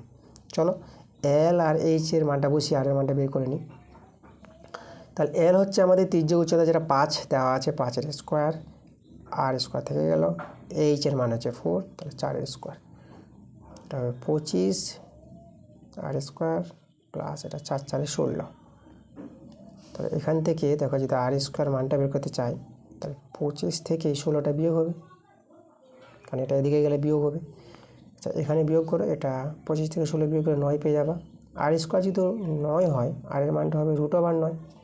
এখানে শুধু ধনাত্মক মান নেওয়া হবে, ঠিক আছে, প্লাস মাইনাস নেওয়া হবে না, যেহেতু আরগুলো এগুলো ব্যাসার্ধ বাহুর দৈর্ঘ্য। তো এখানে 9-এর বর্গমূল যেটা আমরা 3 জানি। তাহলে দেখো আমাদের ব্যাসার্ধ কিন্তু পেয়ে গেলাম 3। সেই ফ্লাক্সের ব্যাসার্ধ 3 ডেসিমি, এককটা এখানে আমাদের ডেসিমি হবে। আচ্ছা, তাহলে আমরা দেখো এখানে বসিয়ে দেবো মানগুলো, তাহলে আমরা ফ্লাক্সের আয়তন পেয়ে যাবো। ঠিক আছে, তাহলে সমান সমান তোমরা এখানে লিখতে পারো যে ফ্লাক্সের আয়তন। চলো আমি এখানে লিখে দেখাই যে ফ্লাক্সের আয়তন। 2 মার্কের প্রশ্ন আছে, তোমরা একটু কিন্তু লিখে করে দেখাবা। ওকে, অত সংক্ষেপে করবা না। তো ফ্লাক্সের আয়তন সমান সমান দিয়ে এই যে আয়তনের সূত্রটা বসিয়ে দেবা। এবার যেহেতু আমরা এখানে মানগুলো এটা দেখো বের করে রেখে দিয়েছি, আর এর মানটা এইচের মানটা জানাই আছে, চলো আমরা পুট করে দেবো এখানে 1/3। আচ্ছা পায়ের মান যদি বলি, পায়ের মান 22/7 তোমরা জানো। আর এখানে আর এর মানটা বের করলাম, এই যে আর এর মানটা হচ্ছে 3, তাহলে এখানে আমাদের 3-এর স্কোয়ার, আর এইচের মানটা 4, আর এখানে আচ্ছা এটা 4 বসাই ভালো করে। আর আয়তন হয় ঘন আয়তন, তাহলে ঘন কথাটা আসবে, এককটা যেহেতু ডেসিমি আছে এখানে প্রশ্নে, ঠিক আছে, তাহলে আমরা কিন্তু এখানে ডেসিমি লিখে দেবো। তো ঘন ডেসিমি।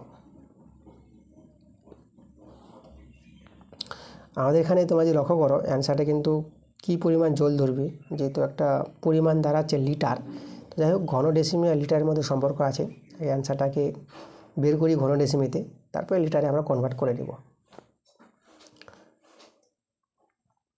আচ্ছা এখানে আরেকবার লিখি আমি, 1/3 আছে, এটা 22/7, 3-এর স্কোয়ার, 3টা 2 গুণ হবে, এটা আমাদের 4 আছে ঘন ডেসিমি। 3 একটা কিনে কেটে দাও, আর কাটাকাটি করা যাচ্ছে না, চলো গুণ করো। আচ্ছা 3×4 = 12, আচ্ছা 12 আর 22, দেখো এখানে 12 আর 22 গুণটা দেখো, 12 দিয়ে 24-এর 4, আবার 12 দিয়ে 24 আর হাতে 2, 24 আর 2 26, আর আমাদের হচ্ছে 7। আচ্ছা, এখন আমরা ভাগ করে নিচ্ছি। 26কে ধরো, 7 4 28 পড়ে যাচ্ছে, তাহলে 7 3 21। আচ্ছা, এখানে আমাদের নামবে এটা বিয়োগ করে 5, এই 4টা নামিয়ে দিলাম। আচ্ছা, 7 7 49 নাও। সেটা যদি আমরা বিয়োগ করি, এটাকে 4টাকে 14 ধরে নিবা, মানে এর চেয়ে ছোটো হলে একে 14 ধরে, 9 কত 14, তো 9 কত দিলে 14, সেটা কিন্তু আমাদের পায়ে দিলে, ঠিক আছে, 9 5 14 হয়, তো আমাদের 5 নামলো। এবার ছোটো হয়ে গেছে, এবার পূর্ণ সংখ্যা বানিয়ে নিই। 37 পূর্ণ 5টা কিন্তু উপরে চলে আসবে আর 60টা নিচে চলে আসবে। তা দেখো আমরা অ্যান্সার পেয়ে গেছি। তাহলে ফ্লাক্সের আয়তন বা ফ্লাক্সের মধ্যে যে জল ধরবে, এখানে লিখতে পারো তোমরা কিন্তু কথাটা, ঠিক আছে। আচ্ছা, আগে আমি এখানে লিখে দিচ্ছি, 37 পূর্ণ 5/7, এত ঘন ডেসিমি। এবার তোমার এখানে একটা জিনিস দেখাচ্ছি তোমাদের, যে 37 পূর্ণ 5/7 ঘন ডেসিমি বলতে আমরা এখানে লিটার লিখতে পারবো। এই যে লিটার, কেন? কারণটা দেখাই, যে 1 ঘন ডেসিমি, 1 ঘন ডেসিমি সমান সমান হয় 1 লিটার হয়। এই জিনিসটা তোমাদের জানতে হবে, 1 ঘন ডেসিমি সমান সমান 1 লিটার। তাহলে এত ঘন ডেসিমি সমান সমান এত লিটার। তাহলে ফ্লাক্সের মধ্যে যে জল ধরে, এই যে বলেছে আমাদের কথাটা দেখো প্রশ্নে, ওই ফ্লাক্সে কী পরিমাণ জল ধরবে, তাহলে ওই ফ্লাক্সে জল ধরবে এত লিটার। তো তোমরা একটু অতএব দিয়ে লিখে দিবা যে ফ্লাক্সকে জল ধরবে 37 পূর্ণ 5/7 লিটার, ঠিক আছে। এভাবে কিন্তু অ্যান্সারটা সাজিয়ে দেবা। ওকে, এই ছিল আমাদের 2-এর 4 নম্বর প্রশ্নটা। এরপরে বড় প্রশ্ন হলে চলে আসবো। দেখো, এই যে 3-এর দাগের যে বড় প্রশ্নটা আছে, এই প্রশ্নটা আগের ক্লাসে আমি কিন্তু করে দিয়েছি। তাহলে এই 3 নম্বর প্রশ্নের জন্য তোমাদের যেতে হবে, আমি স্কুল নাম্বার বলবো, 5 নম্বর স্কুলে দেখবা যে 3 নম্বর প্রশ্নটা ছিল, 5 নম্বর স্কুলে 3-এর প্রশ্নটা একই প্রশ্ন আছে। তো আগের ক্লাসে তোমরা দেখে নিবা অঙ্কটা। আচ্ছা, 3-এর যদি অথবা বলি, এটা বইয়ের প্রশ্ন আছে, আমরা বইয়ের বাইরের প্রশ্নগুলো করাবো। যেরকম বইয়ের বাইরের প্রশ্ন দেখো 4-এর অথবাটা, এটা করাবো। আরও এখানে বইয়ের বাইরের প্রশ্ন আছে, ঠিক আছে। চলো আগে প্রথমে 4-এর অথবাটা করাই। আর যেগুলো বই থেকে আছে সেই প্রশ্নগুলো আমি করাচ্ছি না। তোমাদের আমি বললাম যে বইয়ের প্রশ্নগুলো কেন করাচ্ছি না, কারণ বইয়ের প্রশ্নগুলো তোমাদের করে দিয়েছি। তোমরা যদি দেখতে চাও আমার চ্যানেলে ভিজিট করে তোমরা প্লে লিস্টে চলে যাবা, সেখানে গিয়ে ক্লাস 10 ম্যাথ বলে প্লে লিস্ট তৈরি করা আছে, সেখান থেকে কিন্তু বইয়ের অঙ্কগুলো দেখতে পাবা, ঠিক আছে। বইয়ের অঙ্ক বলতে যে জ্যামিতিক যে প্রয়োগ 6 দাগের, তো জ্যামিতিক প্রয়োগগুলো যদি বই থেকে থাকে তবু আমি করাবো। শুধুমাত্র জ্যামিতিক প্রয়োগগুলোই বইয়ের অঙ্কগুলো করাচ্ছি, আর বইয়ের বাইরে থাকলে তো করাবোই। প্রত্যেকটা প্রশ্ন তোমরা দেখছো যে বইয়ের বাইরের প্রশ্নগুলো কিন্তু আমি ছাড়ি না, ঠিক আছে। প্রত্যেকটা স্কুল থেকে বইয়ের বাইরের প্রশ্নগুলো করিয়ে দিচ্ছি আমি। তো চলো বেশি কথা না বাড়িয়ে আমরা চলে আসবো 4-এর অথবাটা। তো 4-এর অথবার প্রশ্নটা আমাদের ভেদ থেকে অঙ্কটা আছে। দেখো, আমরা প্রথমে যেটা করতে হবে, যেটা ভেদ দেওয়া আছে এই ভেদ থেকে এই ভেদটা প্রমাণ করতে বলেছে। 4-এর অথবা আমাদের যে আছে 2x + 3y ভেরিয়েস, ভেদকে আমরা ভেরিয়েস বলবো, ভেদের ইংরেজি ভেরিয়েশন, আর সেখান থেকে কথাটা আমরা বলবো ভেরিয়েস। তাহলে এত ভেরিয়েস 3x - 4y আমরা ভেদ তুলে দেব। তাহলে 2x + 3y সমান সমান, দেখো ভেদ তুলে দিলে সমান সমান আসবে, আর একটা ধ্রুবক কে চলে আসবে, 3x - 4y। পাশে অবশ্যই উল্লেখ করবা এখানে যে কে হলো অশূন্য ভেদ ধ্রুবক, কে এর পরিচয়টা এখানে বসিয়ে দেবা। আচ্ছা, এখানে যদি আমরা গুণটা করে নিই 2x + 3y, তাহলে এটা গুণ করে 3kx - এটা 4ky, কে এটা আমি গুণ করে দিলাম। আচ্ছা, এক্সগুলো বাঁদিকে ওয়াইগুলো ডান দিকে নিয়ে আসি। তো এখানে 2x আছে, আর এটা 3kxটা বাঁদিকে নিয়ে আসলে -3kx সমান সমান, আর এদিকে দেখো -4ky, আচ্ছা -4ky এটা বসিয়ে দিলাম, আর এই যে +3yটা এদিকে যাবে -3y। এখান থেকে আমরা দেখো এক্স কমন নিতে পারবো, তাহলে এক্সটা কমন নিলে পরে 2 - 3k হয়ে যাবে, আর এখান থেকে কমন দেখো আমি ওয়াইটা কমন নিচ্ছি, তাহলে ওয়াই কমন নিয়ে আমাদের এখানে -4k আর মাইনাস এখানে 3 থেকে যাবে। আচ্ছা এখানে লক্ষ্য করো, আমরা যেহেতু এটাকে আর একটু যদি সরলটা করি, তবে এখানে যদি আমি এক্স লিখলাম, তাহলে এই যে আমাদের এক্সের সঙ্গে যেটা ছিল এই পার্টটাকে আমি এর নিচে নামিয়ে দিচ্ছি। মানে আমি এখানে দেখাচ্ছি এভাবে যে এটাতে -4k আছে, -3 এটা তো আছে, এর নিচে এটা নামাতে পারবা, এই যে 2 - 3k, ঠিক আছে, এটা বা এটা। আর এখানে যে ওয়াইটা ছিল এই যে ওয়াইটা বসিয়ে দিলাম। তো এভাবে আমি সরলটা করতে পারবো। এটা যদি গুণের আকারে আছে এটা কিন্তু নিচে নামিয়ে দেবা। আচ্ছা এখন লক্ষ্য করো এখানে এক্স সমান সমান, দেখো এটা কিন্তু আমাদের একটা ধ্রুবক আছে, দেখো এই যে কে আছে, কেটা যখন ধ্রুবক তাহলে এটা কি, এটা সবাই ধ্রুবক, তাহলে এই বড় ধ্রুবকটাকে আমি একটা ছোট ধ্রুবক এম ধরে নিলাম, এম, আর ওয়াই ছিল ওয়াইটা বসিয়ে দিলাম। তোমরা কিন্তু পাশে বলে দিবা যে এমটা নিয়েছো এই যে -4k, আচ্ছা আগে 4k লিখি, -4k -3/2 - 3k। আর এখানে কমা দিয়ে লিখে দিবা যে অশূন্য ধ্রুবক, এখানে শুধু অশূন্য ধ্রুবক লিখবা, মানে ভেদ কথাটা লিখবা না, শুধু ধ্রুবকেরা। যাই হোক এই বড় ধ্রুবকটাকে এম নিয়ে নিলাম, তাহলে এইভাবে ফিগারটা চলে আসলো। আচ্ছা তাহলে এক্সের মান আমরা এই যে এম ওয়াই এটা আমরা বের করে রাখলাম, এই মানটা আমরা কাজে লাগাবো। এখন যে আমাদের যে ভেদ প্রমাণটা করতে বলেছি, দেখো এই যে প্রমাণটাকে লক্ষ্য করো, এই প্রমাণটাকে দেখে আমরা প্রমাণ করতে পারবো, মানে প্রমাণ দেখে প্রমাণ করতে পারবো। তাহলে এই যেটাকে লক্ষ্য করো, আমরা করব কি, এই যে এটা বাই এটা, তাহলে আমরা লিখব এখন আমাদের যে প্রমাণের বাম পক্ষটা আছে x³ - y³ বাই দিয়ে প্রমাণের ডান পক্ষটা এই যে নিচে বসাবো। আমাদের এখানে xy ইন্টু x + y আছে, x + y। দেখো এইভাবে প্রথমে করে নিবা, এভাবে করে নিয়ে এটাকে নিয়ে আমরা কাজ করব সমান সমান।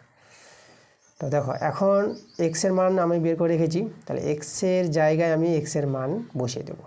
তাহলে এক্সের মান আমাদের আছে এম ওয়াই, আচ্ছা কিউব আছে হোল কিউব দিব -y³, আর একইভাবে এখানে এক্স আছে, এক্সের জায়গায় বসাবো এম ওয়াই ইন্টু এই যে ওয়াই আছে তো ওয়াইটা বসিয়ে দিলাম ইন্টু, তারপর আবার এক্স আছে, এক্সের জায়গায় এম ওয়াই প্লাস ওয়াই, মানে যেখানে যেখানে এক্স আছে এক্সের জায়গায় এক্সের মানটা এম ওয়াই বসিয়ে দিলাম। এটা কিন্তু আমাদের 1 থেকে, তোমরা এখানে লিখতে পারো এটা আমরা 1 থেকে কাজ করেছি। চলো এখানে সরলটা করি। আচ্ছা এখানে কিউবটা যদি ভেঙে দিই তাহলে এটা m³ y³ হবে, মাইনাস এটা y³ তো আছেই, আর এখানে দেখো এটা এম, এই যে y এটা আমাদের কিন্তু y² হয়ে যাবে, ডট মানে তো গুণ, y²।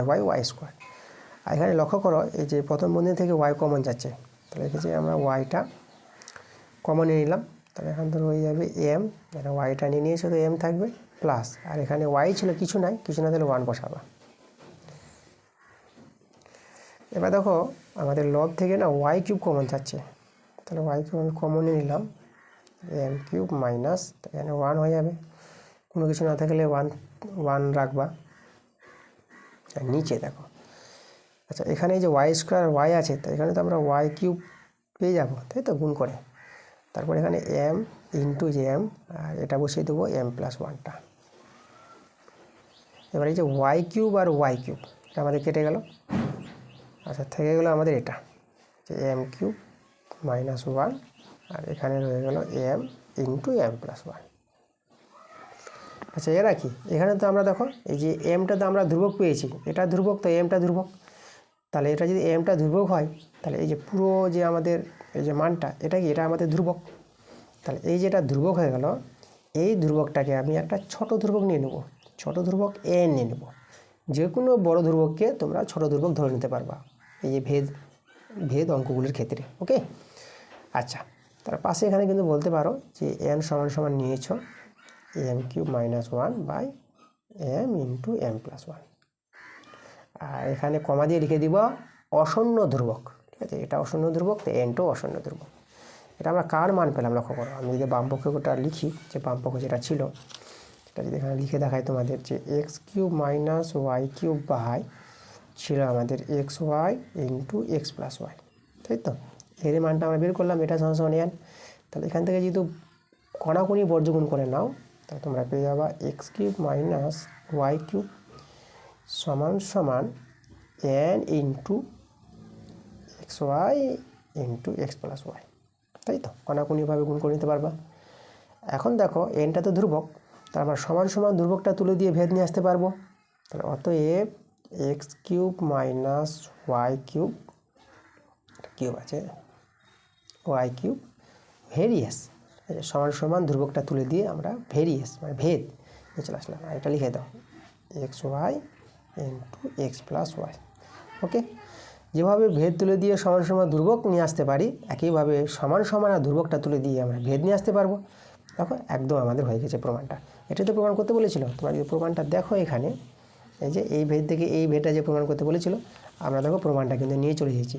তা প্রমাণ করে ফেলেছি, আমি এখানে লিখে দেবো প্রুভড, প্রুভড বা প্রমাণিত। ওকে, চলো পরের প্রশ্ন।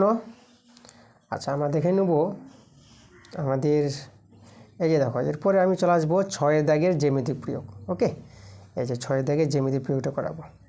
জ্যামিতিক প্রয়োগ একদম মোস্ট ইম্পর্ট্যান্ট, এটা ভালো করে বুঝতে হবে। এই জন্য জ্যামিতিক প্রয়োগগুলো আমি ছাড়ি না, বই থেকে থাকলেও করাই এবং বইয়ের বাইরে থাকলে তো অবশ্যই করাবো। চলো আমরা দেখে নিচ্ছি 6 দাগের জ্যামিতিক প্রয়োগটা কী বলছে।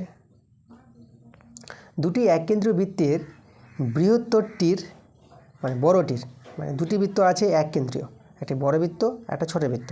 তো বৃহত্তরটির এ বি ও এসি যে দুটি অপর বৃত্ত নিশ্চয়ই যে একটা ছোট বৃত্ত হবে, তাই তো? একটা বৃহত্তর বৃত্ত একটা ক্ষুদ্রতর বৃত্তর।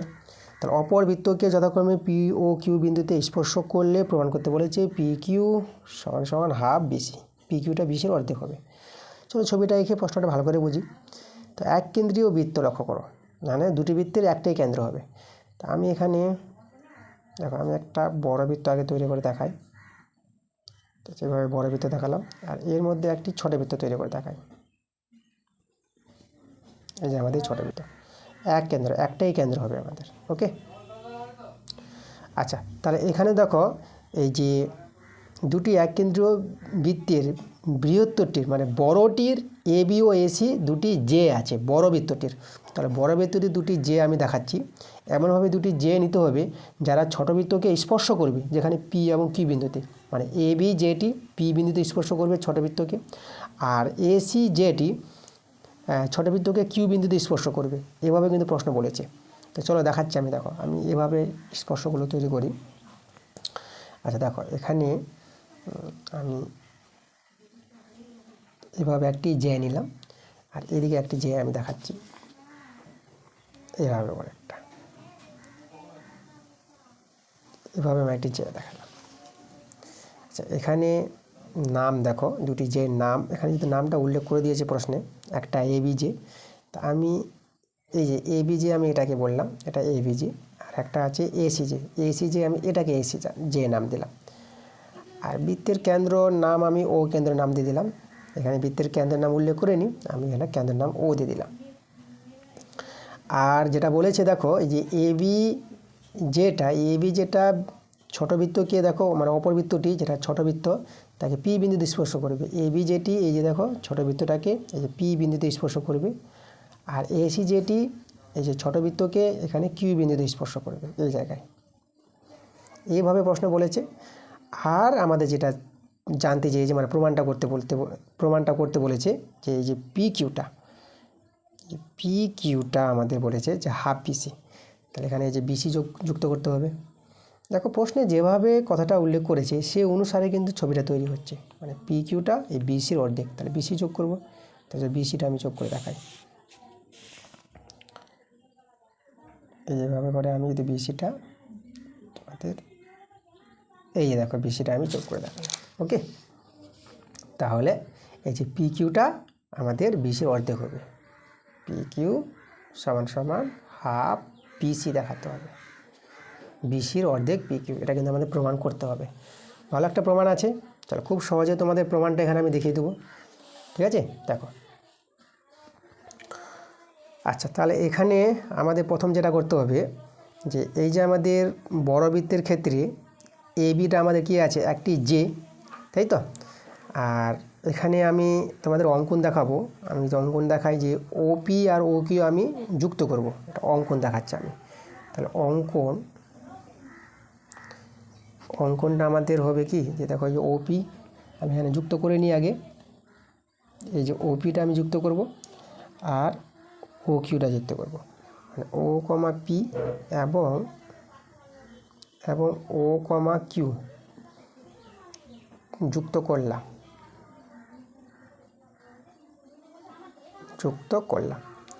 ঠিক আছে, এবার প্রমাণ যেটা করতে হবে আমাদের, আমি এখানে প্রমাণ বলে হেডিং করেই দিই। এই যে আমাদের প্রমাণটা। আচ্ছা দেখো প্রমাণটা লক্ষ্য করো। এখানে আমরা যেটা করব, যেটা তোমাদের যেটা আমি এখানে বুঝাবো আগে, যে বড় বৃত্তের এবি যদি একটি জে হয়, তা দেখো এই যে এবি জের উপর এখানে লক্ষ্য করো আমাদের এই যে কেন্দ্রগামী যে ব্যাসার্ধটা ওপিটা, এখানে ওপিটা কিন্তু লম্ব হবে। আচ্ছা ওপিটা এবির উপর কেন লম্ব এটা বলি তোমাদের। দেখো এখানে এবি যেটা আছে না, ছোটো বৃত্তের একটি স্পর্শক আছে। তাহলে এবিটা যদি এই বৃত্তের ছোটো বৃত্তের স্পর্শক হয়, তাহলে স্পর্শ বিন্দু পি আছে, সেই স্পর্শ বিন্দু এবং কেন্দ্রগামী ব্যাসার্ধ পরস্পর লম্বভাবে অবস্থান করবে। মানে এখানে ওপিটা লম্ব হবে এবি, একদম এটা জানতে হবে। একইভাবে এবং একইভাবে ও কিউটা, ঠিক আছে, এই যে ও কিউটা লম্ব হবে এসির পর, একদম এটা প্রশ্নানুসারে। ঠিক আছে, তোমরা পাশে বলতে পারো প্রশ্নানুসারে ওপি লম্ব এবি এবং ও কিউ লম্ব এসি, তাই তো। আচ্ছা তাহলে দেখো বড় বৃত্তের ক্ষেত্রে এই যে এবি জের উপর কেন্দ্রগামী ব্যাসার্ধ যদি পরস্পর লম্বভাবে অবস্থান করে, তাহলে আমাদের উপপাদ্য আছে যে এবি যেটাকে কেন্দ্রগামী লম্ব সরলরেখা, কোনো বৃত্তের ব্যাস নয় এইরূপ কোনো জের উপর কেন্দ্রগামী লম্ব সরলরেখা সেই জেটিকে সমদ্বিখণ্ডিত করে। ওকে, তাহলে আমরা এখানে লিখব, দেখো আমরা করতে পারবো যে কারণটা আমি তোমাদের যদি আগে লিখে দেখাই। দেখো যেহেতু বড় বৃত্তের ক্ষেত্রে, এই যে বড় বৃত্তের ক্ষেত্রে যে এই যে এবিটা আছে না, এবি ব্যাস নয়, ঠিক আছে, এবি ব্যাস নয় এইরূপ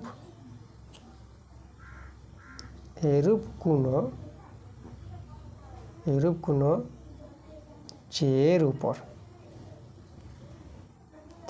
উপর কেন্দ্রগামী লম্ব সরলরেখা, যে ওপিটা যে দেখালাম, চেয়ের উপর কেন্দ্রগামী লম্ব সরলরেখা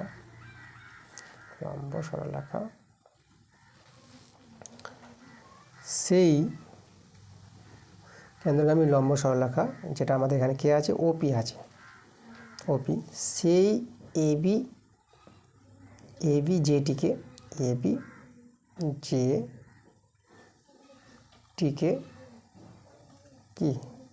জেটিকে সমদ্বিখণ্ডিত করবে,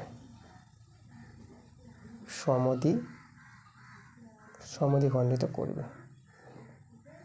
এটা কিন্তু আমাদের জানতে হবে, একদম এটা উপপাদ্য আছে, ঠিক আছে, তোমাদেরই বইতে উপপাদ্য আছে, সেই উপপাদ্য থেকে এটা আমরা বলতে পারবো।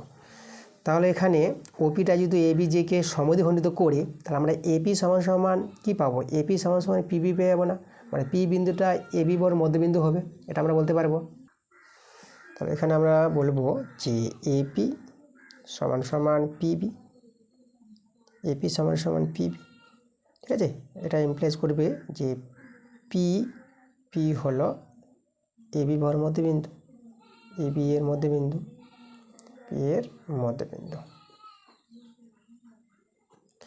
তো একইভাবে আমরা বলতে পারবো যে কিউ বিন্দুটা এসি ভর মধ্যবিন্দু, কারণ লক্ষ্য করো যে এই যে আমাদের বড় বৃত্তের ক্ষেত্রে এসি জের উপর যে ও কিউটা কেন্দ্রগামী, দেখো কেন্দ্রগামী সরলরেখা লম্বভাবে অবস্থান করেছে, তাহলে এ কিউ সমান কিউসি হবে, আর কিউ বিন্দুটা এসি এর মধ্যবিন্দু হবে। তো একইভাবে বলে দিই আমি,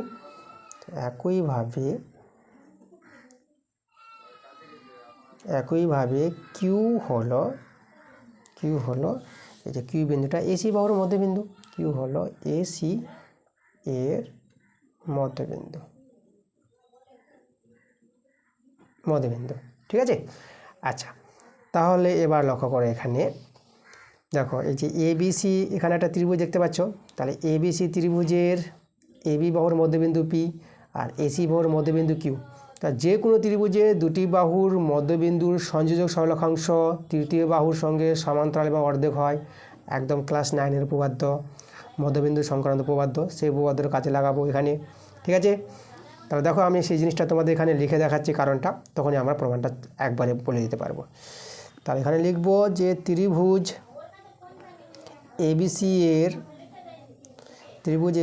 এর এবি ও এসি বাহুর মধ্যবিন্দু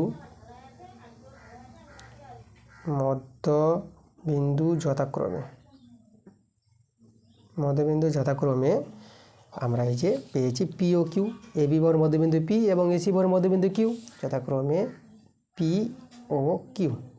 ঠিক আছে, তাহলে আমরা অতএব দিয়ে আমরা বলে দেবো যে পি কিউটা হবে হাফ বিসি হয়ে যাবে, একদম এটা উপপাদ্য। ঠিক আছে, কোন উপপাদ্যটা কাজে লাগছে সেটা যদি তোমাদের এখানে বলে দিই, ক্লাস 9-এর উপপাদ্যটা আছে, ক্লাস 9-এর কত নম্বর উপপাদ্য আছে সেটা তোমাদের এখানে লিখে দেখিয়ে দিচ্ছি আমি। 20 নম্বর উপপাদ্য তোমরা দেখেছিলাম যখন ক্লাস 9-এ ছিল, যে উপপাদ্য 20 থেকে এই যে দেখো, ঠিক আছে, মানে কোনো ত্রিভুজে দুটি বাহুর মধ্যবিন্দুর সংযোজক সরলরেখাংশ তৃতীয় বাহুর কী হবে, তৃতীয় বাহুর সঙ্গে অর্ধেক হয়। এই যে এবিসি ত্রিভুজের এবি বাহুর এবং এসি বাহুর মধ্যবিন্দু দ্বয়ের সংযোজক সরলরেখাংশ মানে পি কিউটা তৃতীয় বাহুর সঙ্গে কী হবে, অর্ধেক হবে। সমান্তরাল হয় অর্ধেক হবে, এখানে সমান্তরালের প্রয়োজন নাই, শুধু আমরা অর্ধেক দেখাবো। একদম উপপাদ্য 20 থেকে এই কারণটা তোমরা লিখতে পারো। ঠিক আছে, এই কারণটা উপপাদ্য 20 থেকে যদি লিখে দাও তাহলে একদম প্রযোজ্য, আর অত কিছু লেখার প্রয়োজন নাই। তাহলে আমাদের কিন্তু দেখো যেটা প্রমাণ করতে বলেছিল, ঠিক আছে, এই প্রমাণটা কিন্তু আমরা নিয়ে চলে আসলাম। তাহলে প্রমাণ করে ফেলেছি, আমরা এখানে লিখে দেবো প্রুফড। এই যে দেখো প্রমাণিত। চলো পরের প্রশ্নগুলোতে আমরা চলে আসবো, যেটা বইয়ের বাইরের প্রশ্ন দেখব। তো বইয়ের বাইরের প্রশ্ন দেখো 8-এর অথবাটা দেখতে পাচ্ছি। ঠিক আছে, বাকিগুলো সব বই থেকে আছে। তো 8-এর অথবাটা চলো পড়াই আমরা। আজকের ক্লাসের শেষ প্রশ্ন 8-এর অথবা। দেখো কী বলছে আমাদের প্রশ্নটা, দেখো লম্ববৃত্তাকার শঙ্কুর তার উচ্চতা দেওয়া আছে 21 সেমি আর শঙ্কুর আয়তনে দেওয়া আছে। আর যদি ভূমির ব্যাসার্ধ 8 সেমি এবং তির্যক উচ্চতা L সেমি হয়, তবে R² + L² এর মানটা বের করতে বলেছে। ভালোই প্রশ্ন আছে, দেখো বইয়ের বাইরের প্রশ্ন আছে বলে তোমাদের করিয়ে দিচ্ছি। ওকে, আচ্ছা তাহলে এখানে আমাদের যেটা জানতে হবে, এই যে উচ্চতা, শঙ্কুর উচ্চতা যেটা আমরা H ধরি, সেই উচ্চতা আমাদের দেওয়া আছে 21। আর এখানে দেখো যেটা ভূমির ব্যাসার্ধ আর তির্যক উচ্চতা L তো বলেই দিয়েছে। তা আমাদের এখানে যেটা জানতে হবে শঙ্কুর আয়তনের সূত্রটা। শঙ্কুর আয়তনের সূত্র দেখো লিখে দেখাচ্ছে 1/3 পাই R²H। এটা হচ্ছে শঙ্কুর আয়তন, যেটা আমাদের দেওয়া আছে 4312। আচ্ছা এখানে আমি এক কাজ করি, H-এর মানটা বসাই, পায়ের মানটাও জানি। তাহলে 1/3 পায়ের মানটা হচ্ছে 22/7, আর এখান থেকে আমাদের R-এর মানটা বেরোবে, R² রেখে দিলাম।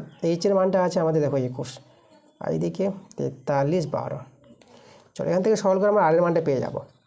আচ্ছা এখানে আমরা দেখো 3 7 21, 7 7 কেটে দিলাম। আচ্ছা এখানে 22 আর এই সংখ্যাটা দেখো 11 দিয়ে কাটাকাটি করার চেষ্টা করো। আচ্ছা একে আমি এখানে যদি নিই 43 আছে, তো তাহলে 11 × 3 = 33 নিই।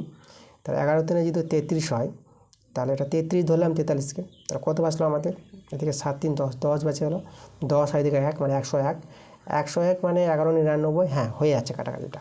চলো 11তে যাচ্ছে, দেখো 11 3 33, তো 43কে 33 ধরলাম, তো 10 বাঁচলো, 10 আর 1, ঠিক আছে। এই যে দেখো 10 আর এখানে 1 আছে, তার কত হলো 101।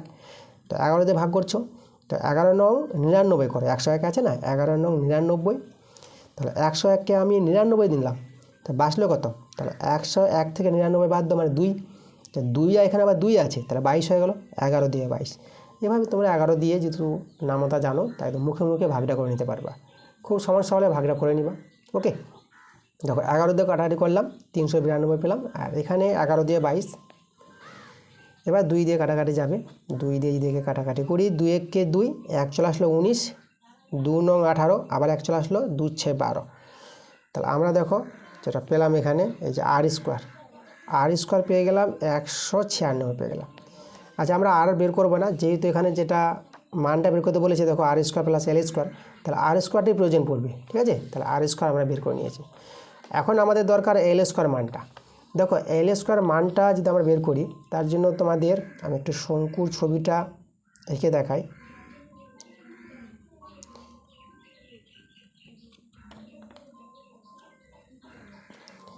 এখানে আছে আমাদের,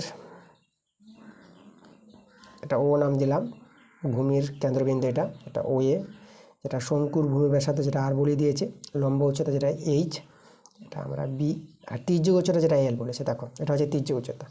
তাহলে এখানে এই কোণটা আমাদের 90 ডিগ্রি হবে। আজকের ক্লাসে আমি কয়েকবারই বললাম এই কথাটা, জিনিসগুলো আমি বারে বোঝাচ্ছি যেন তোমাদের ভালো করে মনে থাকে। তাহলে এখানে দেখো এ ও বি সমকোণী ত্রিভুজ, এখানে অতিভুজ হবে আমাদের এ বিটা মানে এলটা। তাহলে অতিভুজ স্কোয়ার সমান ভূমি স্কোয়ার প্লাস এই যে আমাদের লম্ব স্কোয়ার, যেটা এই যে এটাকে আমরা লম্ব নিব। তাহলে দেখো এখান থেকে আমরা এল এর মানটা কিন্তু পাবো। তাহলে এল স্কোয়ার সমান দেখো এখানে আর স্কোয়ার মানটা আমাদের জানা হলো 196। তাহলে আর স্কোয়ার জায়গায় আমরা 196 বসাবো। আর এইচ স্কোয়ার, দেখো এইচ এর মান তো 21, তাহলে আমরা এখানে দেখো 21-এর স্কোয়ার বসাতে পারবো। তাহলে এখানে সরল করে আমরা এল স্কোয়ার মানটা পাবো। তাহলে এল স্কোয়ার সমান 196 প্লাস এখন 21-এর বর্গ। তাহলে 21-এর বর্গ আমাদের কী করতে হবে, 21 গুণ করতে হবে। তাহলে 21 আর 21 গুণটা দেখো, আচ্ছা এখানে 1 2, এখানে 2 4, 1 4 4 মানে 441, 21-এর বর্গ 441। এল স্কোয়ার সমান এদেরকে যোগ করে নিই। তাহলে এখানে যদি আমি যোগ করি, দেখো 6 আর 1 এটা 7, আর 9 আর 4, 9 4 হবে আমাদের 13, হাতে থাকলো 1 আর 1-এ আমাদের কত দেখো 1 না সরি, এখানে আমাদের 4 আছে, 4 আর 1-এ 5, আর হাতে আবার 1 ছিল, 5 আর 1-এ 6 হবে 637। তাহলে এল স্কোয়ার মানটা 637 পেয়ে গেলাম। আমাদের দেখো মানটা বের করতে বলেছে আর স্কোয়ার প্লাস এল স্কোয়ার। তাহলে এখানে আমরা দেখো এখন আমরা অতএব লিখবো এই যে আর স্কোয়ার প্লাস এল স্কোয়ার লিখবো। আর স্কোয়ার দেখো আমরা বের করে রেখেছি, আর স্কোয়ার মানটা 196, তাহলে 196 বসালাম। আর এল স্কোয়ার মানটা এখন বের করলাম 637। তাহলে এদের যোগ করি আমাদের অ্যান্সার। চলো যোগটা দেখো, 7 আর 6, 7 6 13, 13 3 বসাবো, হাতে তাহলে 1, 3 আর 9 12, 12 আর 1-এ 13, 3 হাতে তাহলে আবার 1, 6 আর 1-এ 7, 7 আর 1-এ 8, দেখো 833 কিন্তু আমাদের অ্যান্সার। ওকে, তা এই ছিল আমাদের আজকের ক্লাসের প্রশ্নগুলো, যেটা আমরা 8 নম্বর স্কুল করে দেখালাম। সম্পূর্ণ স্কুল তোমাদের সম্পূর্ণ সেট করিয়ে দেখিয়ে দিয়েছি তোমাদের। তাহলে আজকের ক্লাসটা যদি তোমাদের ভালো লাগে, অবশ্যই ভিডিওতে লাইক করতে হবে এবং ভিডিওটা বন্ধুদের কাছে শেয়ার করে দিতে হবে। ঠিক আছে, তোমরা সবাই ভালো থেকো।